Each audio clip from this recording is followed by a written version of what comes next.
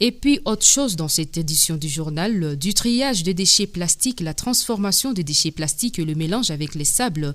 La maîtrise de ces étapes constitue l'essentiel de la formation tenue par l'organisation de jeunes leaders brillants à partir de ce 20 septembre 2024. Tchoukourou Namolissa Eric, formateur du jour, affirme que le premier jour de la formation porte sur le rassemblage de matières premières suivies du tamissage du sable. Il souligne que les apprenants procèdent au tri en groupe pour les déchets plastiques, le bouillir jusqu'à devenir liquide.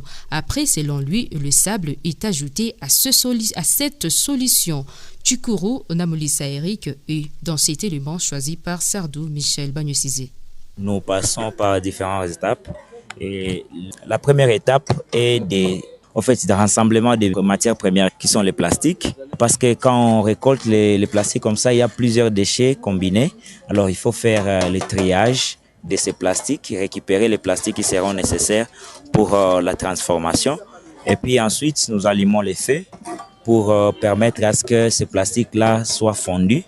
Et après la fonte des plastiques, nous passons par l'étape de tamissage des sables, parce que le sable intervient aussi pour essayer de combiner et rendre homogènes ces substances-là qu'on va fabriquer, qui sera utilisé pour fabriquer les pavés.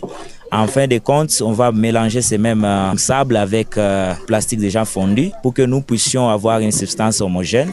Après cette étape-là, on passera par l'étape de production des pavés où nous allons lubrifier d'abord les moules où on va mettre les pavés.